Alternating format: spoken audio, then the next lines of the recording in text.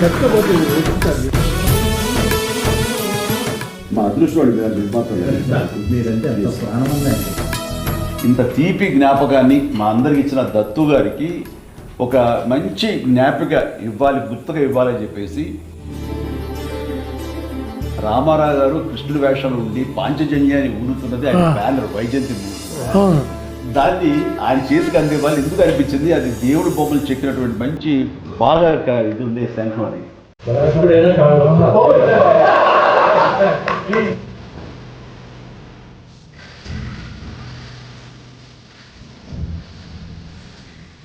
నేటి నుంచి వచ్చే స్పందన చూస్తుంటే అంతా ఇంత కాదు.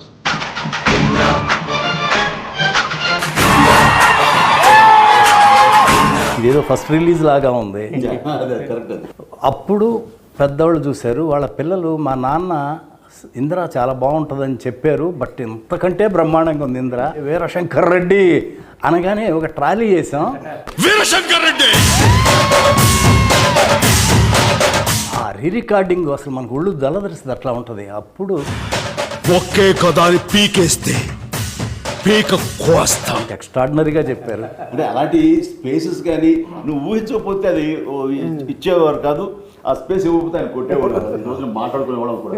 అట్లా పిల్లలు అప్పుడు మా నాన్నతో మేము సినిమా చూసాం, ఇప్పుడు మా పిల్లలతో మేము సినిమా చూస్తున్నాం. ఎవరో అన్నారు, నువ్వు ఇదివరకు నాన్న వాళ్ళ పర్మిషన్ తీసుకుని అమ్మ నాన్న పర్మిషన్ తీసుకుని వెళ్ళామండి, ఈ రోజున అమ్మ నాన్నలు పోయి మా పిల్లలు తీసుకువెళ్తాం నువ్వు అని. ఒక చిన్నపిల్ల అయితే సినిమా చూడలేదంట, వాళ్ళ నాన్న వేసే డ్యాన్స్ చూస్తున్నారు థియేటర్లో. ఇది నాన్నకి ఏం పోయే కానీ వచ్చిందమ్మా, ఇలా డ్యాన్స్ చేస్తాడు, మోకాళ్ళు వంగట్లేదు, దాయి దాయి దమ్మకి వీట స్టెప్ ఏంటని చెప్పేసి.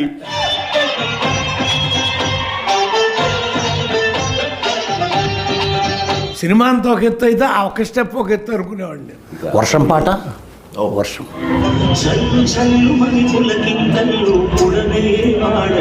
ప్రతి క్లాసులోనూ ప్రతి ఒక్కడు నిన్న సీసాలు పట్టుకెళ్ళారు, వర్షం పడతా థియేటర్లో సార్ తడిపిస్తున్నారా?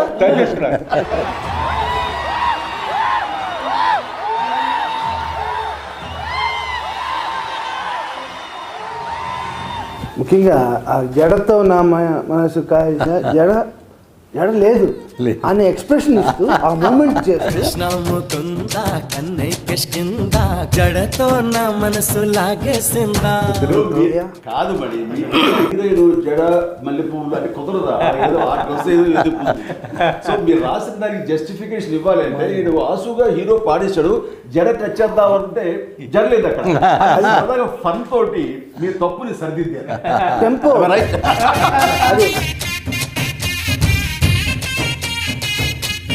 నాకు మరీ అన్న బంబంబోలే సాంగ్లో నేను నిన్న ఎక్కడ ఇంటర్వ్యూ చెప్తాను, నేను కూడా చిన్న డ్యాన్స్ మూమెంట్ లోపల డాన్స్ చేశాడా? ఏంటంటే అన్న, మీరు టీ షర్ట్ ఈ మధ్యలో పెట్టుకొని ఇలా ఇలా పెట్టుకొని ఇలా ఇలా ఇలా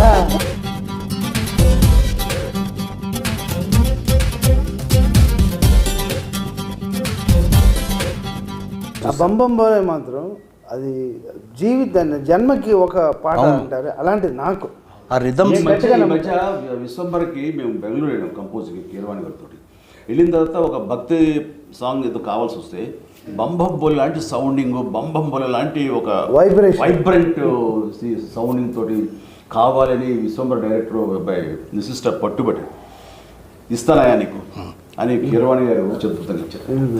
రాముడు వారి అది చూడబోతున్నాం.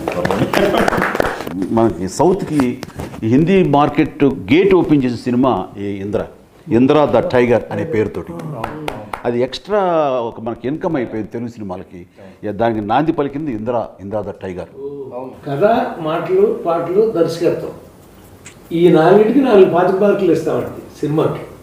కానీ ఈ మీ దగ్గరికి వచ్చేసరికి ఇవి మేము సగం అయితే మాకు సగం అంతే అంతే. మీ గురించి ఒక మాట చెప్తా. మీరు ఖైదీ సినిమాలో వస్తుంటారు బ్రిడ్జి మీద, ఎక్కడికి వెళ్తూనే ఉంటాడు అంటే కోటిపల్లి ఓహో అని వెళ్ళిపోతుంటాడు. కానీ మీరు షిఫ్ట్ అవుతారు, ఏంటి కొండపల్లి ఎక్కడికి వెళ్తున్నాడు అంటే మనసు మార్చుకున్నాం. అట్లా మీరు ఇండస్ట్రీకి నటుడిగా వచ్చారు, కానీ మనసు మార్చుకుని మహానటుడయ్యారు. అది ఈ సినిమాలో మెగాస్టార్ చిరంజీవి గారు హీరోనే కాదు, మేము ఫస్ట్ స్టోరీ డిస్కషన్ అయిన తర్వాత ఇంకా ఎందుకు కరెక్ట్గా రావట్లేదని దత్తు గారు నేను అన్న మీరు రావాలి, మీరు కూర్చోవాలి. అప్పుడు కానీ పెద్ద అబ్బాయి కుదురుగా కూర్చోడు అంటే 4 రోజులు ఆయన వచ్చి, ఆయనకు అవసరం లేదు డైలాగ్, సీన్ బై సీన్ అనుకుంటా మొత్తం ఫుల్ స్క్రిప్ట్ రెడీ చేసుకున్నాం. జగదేవి వీరు అతను సుందరి నుంచి ఆయన చేసి సినిమా అన్నింటిలో నన్ను కూర్చోబెట్టారు అందరూ 2.5 months కూర్చున్నారు ఆయన జగదేవి సుందరికి మద్రాసులో. రాఘవేంద్ర గారిని 5 రోజులు మిస్ అయ్యాడు, కానీ 2.5 months ఆయన తపన ఇది అంతా ఎంత ఎక్స్ట్రాడినరీగా ఉంటుందో. ఫైనల్ ఇప్పుడు లెంగ్త్ ప్రాబ్లం వచ్చింది, మేము ఫస్ట్ కాపీ చూసాం. 3 hours 20 minutes వచ్చింది, 25 minutes తగ్గించాలన్న ఇది 18 నిమిషాలు 20 నిమిషాలు లేపు అవుతాం. ఇప్పుడు మేమంతా అనుకున్నాం మిమ్మల్ని ముందు కూర్చోబెట్టి మేము ఎవరో ఏం మాట్లాడకూడదు అని పర్ఫెక్ట్గా ఆ లెంగ్త్ ఇన్పుట్స్ అన్నది ఎవరు ఏమి ఇస్తారో తెలియదు, ఎలాంటి సహకారం లభిస్తుందో తెలియదు. ఒక బ్రెయిన్కి 2 బ్రెయిన్లు గొప్పవి, 2కు 3 బ్రెయిన్లు ఎప్పుడు గొప్పవి. అది నమ్మినటువంటి మనిషి గొప్ప. వెల్కమ్ చేయాలి, అందరి నుంచి ఇన్పుట్స్ తీసుకోవాలి, అప్పుడే ఇలాంటి మంచి మంచి సినిమాలు వస్తాయి. ఫస్ట్ ఆఫ్ ఆల్ ఇది ఈగోలు అనేది ఉండకూడదు. ఆఖరి అల్టిమేట్గా సినిమా హిట్ అయితే ఎవరి పేరు వస్తుంది? ఇందిరా అంటే బి గోపాలే. డైరెక్టర్కి ఏంటండి సంగీత జ్ఞానం, సాహిత్య జ్ఞానం, లోకతో పాటు లోక జ్ఞానం కూడా ఉన్నారండి. Common sense. ఫస్ట్ పెద్ద ఎపిసోడ్ లక్నోలో పెట్టుకున్నాం. షౌకత్ అలీ ఖాన్ కొడతా ఉండేది, కట్టేసి కొడతా ఉంటే అక్కడ ఒరిజినల్గా అక్కడ డైలాగ్ దెబ్బలు తిని కామ్గా వెళ్ళిపోతారు, డైలాగ్ లేదు అక్కడ. అప్పుడు చిరంజీవి గారు వచ్చి గోపాల్ ఇక్కడ దెబ్బలు తిని కామ్గా వెళ్ళిపోతున్నాను, ఏదన్నా డైలాగ్ ఉంటే బాగుంటుంది, ఒకసారి గోపాలకృష్ణతో మాట్లాడదామా అన్నారు. ఆయనేమో హైదరాబాద్లో ఉన్నారు. అప్పుడు చెప్పారు గోపాలకృష్ణ గారు చిరంజీవి గారికి ఫోన్ ఇచ్చాను, తప్పు నా వైపు ఉంది కాబట్టి తలదించుకొని వెళ్తున్నాను.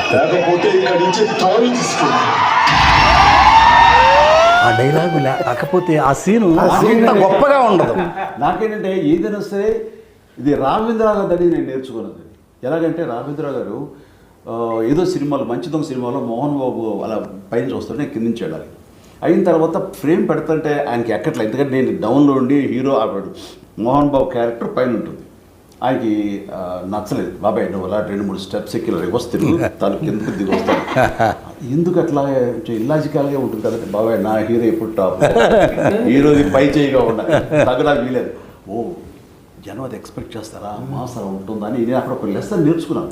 చిరంజీవి గారి ఎంత తపన పడిపోతారో మా టెక్నీషియన్స్ చూసుకోవటం కూడా అంత బ్రహ్మాండంగా చూసుకుంటాం. చిరంజీవి గారు, సొనాలి బింద్రే వీళ్ళందరూ పెళ్ళి వీళ్ళన్నింటికి వస్తారు తాంబూలాలు తీసుకొని. ఆ సీన్ ఏదో కరెక్ట్గా రావట్లా. ఈయనేమో వీళ్ళిద్దరు షిరిడి వెళ్ళాలంటే చిరంజీవి గారు చూడండి, గోపాలకృష్ణ గారు కొంచెం మీరు క్యాన్సిల్ చేసుకొని ఈ సీన్ బాగా చేసి వెళ్ళచ్చు కదంటే ఆగి ఆ సీన్ ఎక్స్ట్రాడినరీగా రాశారు. దానికి చిరంజీవి గారు వెంటనే ఒక బ్రహ్మాండమైన సెల్ ఫోన్, అప్పట్లో కాస్ట్లీ సెల్ ఫోన్, అప్పట్లోనే నాకు తెలిసి 60,000 70,000 ఎంత ఎక్కువ చాలా అవుతుంది, అది తీసుకొచ్చి వెంటనే సాయంత్రానికి గిఫ్ట్ ఇచ్చారు. ఆ సీన్ యాక్ట్ చేశాడు. అసలు ఎట్లుంటుంది, డ్యాన్సులు ఎంత అద్భుతంగా చేస్తారో. ఆ కండవ వేసి కుర్చీ లాగి దగ్గర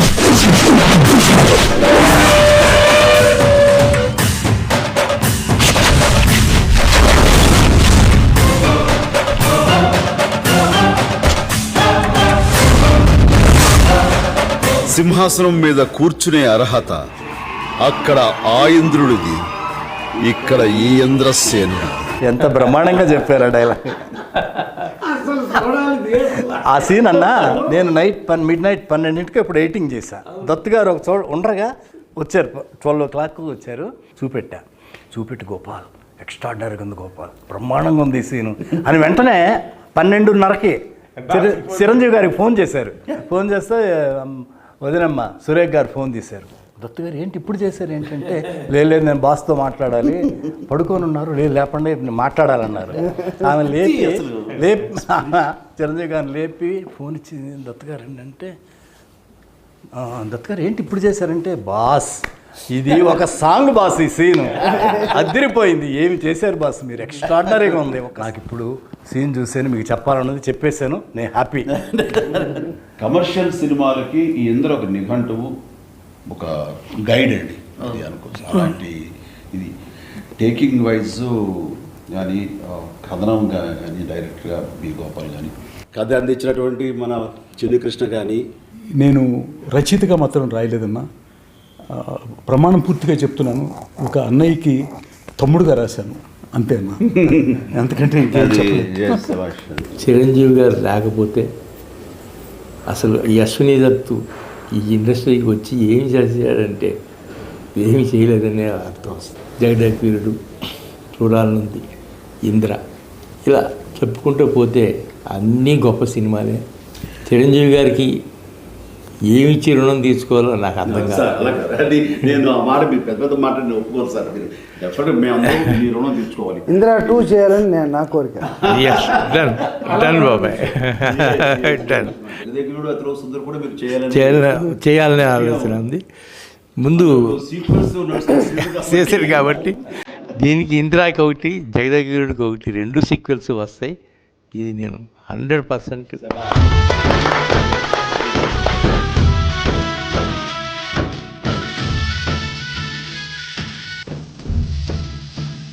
రాననుకున్నారా, రాలేననుకున్నారా, 22 ఏళ్ల తర్వాత వచ్చిన మళ్ళీ అదే ఊపు, అదే ఉత్సాహం, అదే అద్భుతం.